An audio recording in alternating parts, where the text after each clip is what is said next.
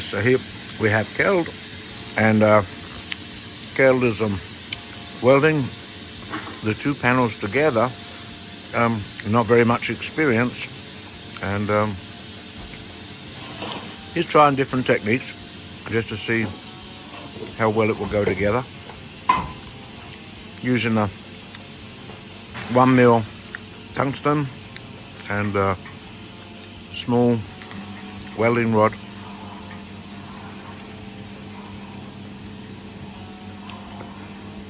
So just learning, but at the same time doing a good job. It's coming along nicely. Just taking his time learning techniques of welding.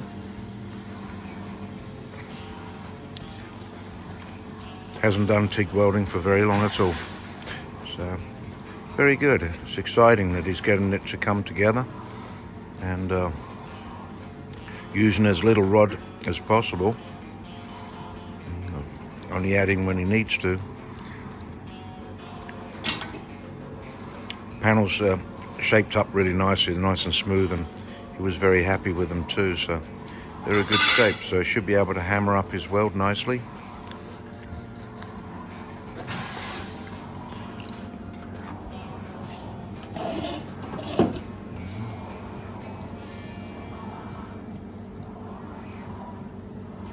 Yeah, nice panels.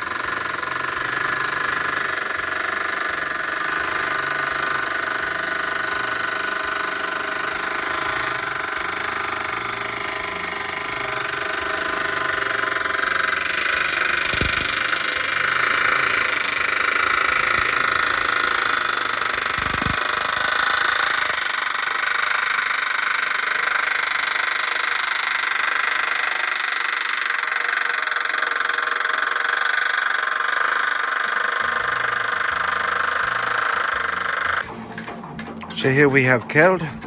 Peter made his flare one way. Kjeld has set up the PullMax with the stretching dies. So he used the rubber wheel on the English wheel just to roll the outside edge out. And now he's using the PullMax to stretch to get the right contour and shape. And so we're doing it a little bit more controlled rather than using the foot stretcher to do this edge. And we're thinking to try and make this panel a little bit quicker. So this is Kjeld's idea of we do it the opposite way. Instead of the outside edge shaping first in the wheel, we do the more echoed type shaping. So we did some test panels just to get an idea of how much it stretches and the adjustment.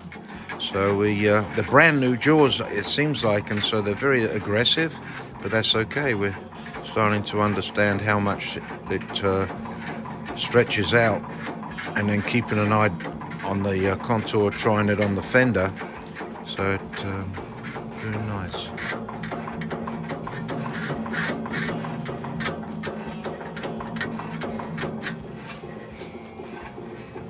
If you look at the line, it's almost flat. almost flat now? Almost flat. Almost flat, yes. So I think for me this one works better. I think so too. You get quicker results. Quicker results and no wobbling. Yes. What is this in Danish, Kjeld? You tell me. På dansk, så for mig så er det her nemmere, og det går mere end dobbelt så hurtigt. Og 20 penge. Aha. Så der, jeg tror, Yes. for mig er det her nemmere. Aha. Meget nemmere. So now you can understand why it's nice that Kjeld talks English, because otherwise we would have a big problem trying to understand each other. So yes. So here we are. We're making the flare that goes over the tire for the front fender. And so Kjeld is making one and I am making one. So this way he can copy exactly what I'm doing when I'm doing it. So I do a little bit of mine and then he comes in and does a little bit of his. He said this would be more helpful for him. So this is what we're doing. We're both making one. And Kjeld has not got very much experience on the wheel. So of course this is one of the most difficult panels to make on the car is flares. Yeah, most metal shapers understand this. And so Kjeld is now starting to understand, yes, this wheeling position and shaping is a little difficult. But yeah, doing it in a continuous line is important, because then you don't get highs and lows. And so he's been doing a little bit of wheeling, getting a better rhythm, and we're starting to get some shape in the flare. We checked it out to the fender just to see how is it going, and at the same time the return part that is a reverse curve that goes up onto the body of the fender is just very slightly forming, and this is what I was explaining to him. So first we're putting the flare radius, needs to be about a number 4 on the curve, and the panel's coming together very nice. He's learning a lot and getting some good understanding of how much pressure, how to set the panel, how to shape the panel, and progressively he's now catching up with me, so that's good.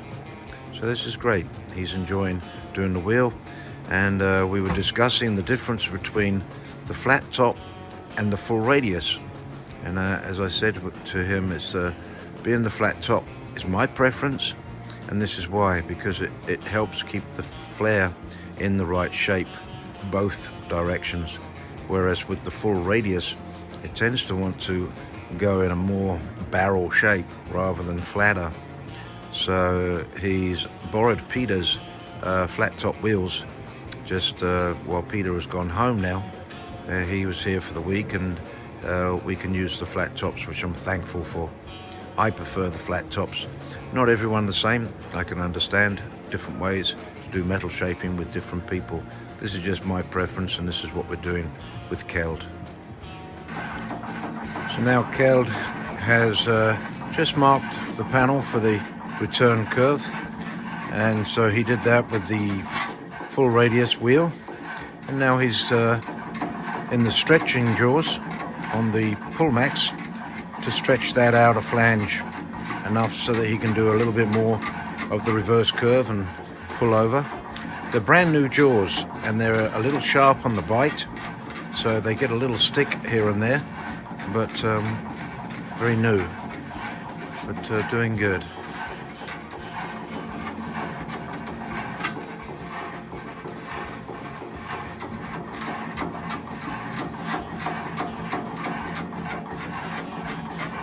So he's working on the outside edge first, and as he's working on the outside edge he's going to come deeper and deeper in, but not go into his black line, which is the center of the radius of the reverse curve. So we're just gently pulling that over. The more it comes over, he's then going to come back into his English wheel with the number 3 radius upside down in the wheel to pull that return curve over more. Very nice, starting to come.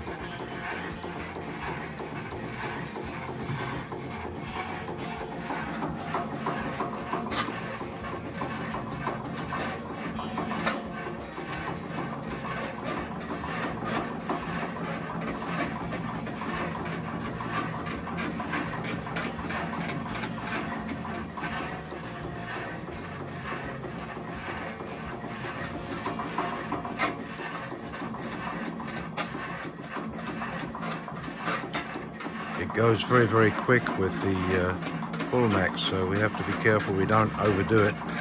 But very even, steady and even, unlike the foot one, which is a little bit harder and trying to maintain constant.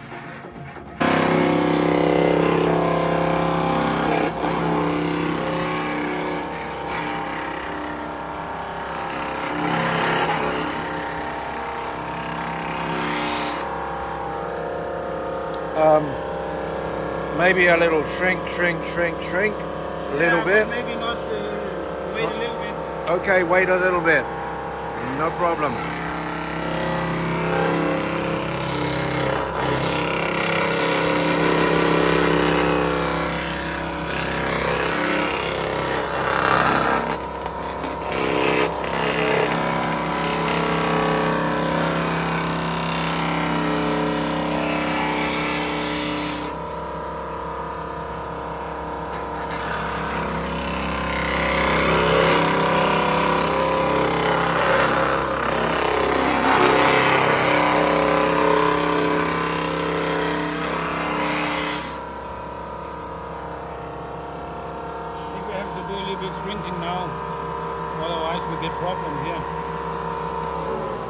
Yeah, so now we're fine tuning.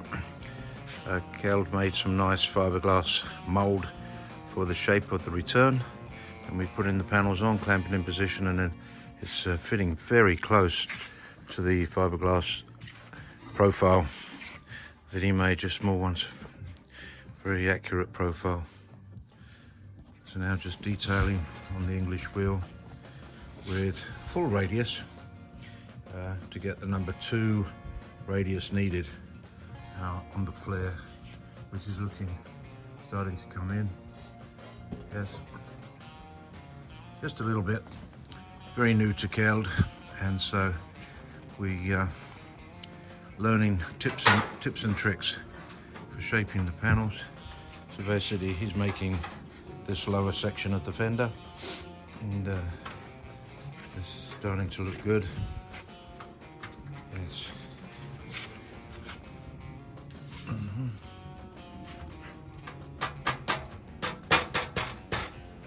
Nice.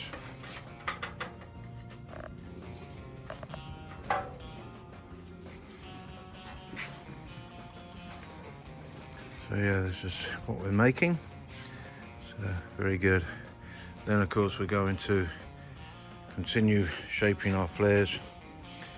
But these are the little profiles that Kjeld made with the fiberglass.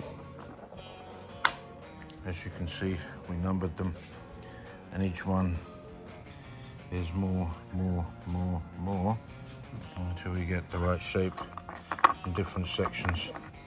So just a little fiberglass, made a number, little profiles, and they fit the flare, and we clocked it in.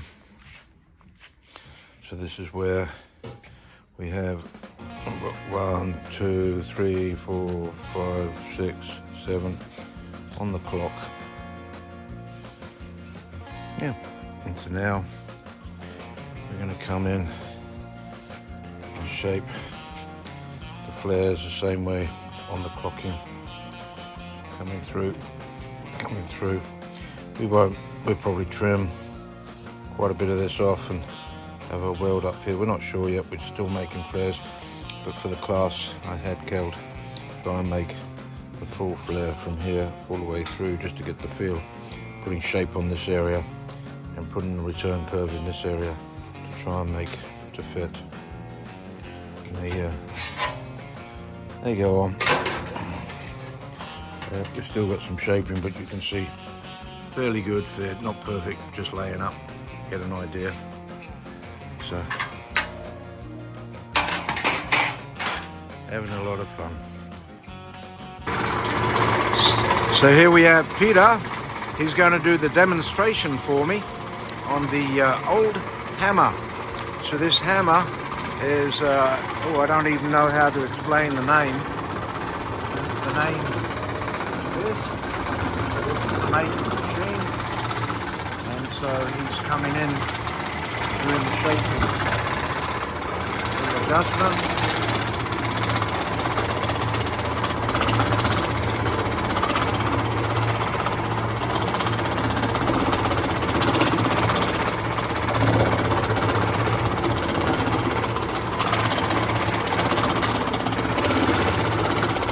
So this is very common for old school metal shaping in Sweden and in Denmark. I'm not sure if this is a Denmark machine, and it has the spring very similar to a power hammer but different. And so not sure how old the machine is, but it looks pretty old. Kjeld was saying quite some old, 50 years maybe.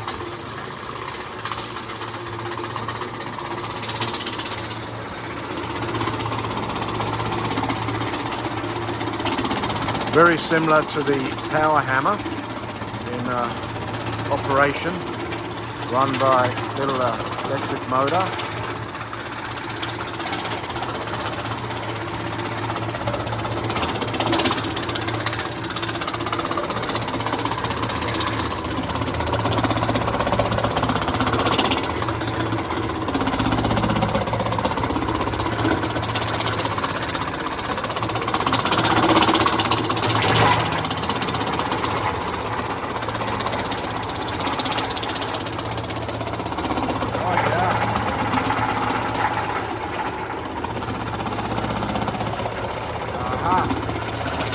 There you go.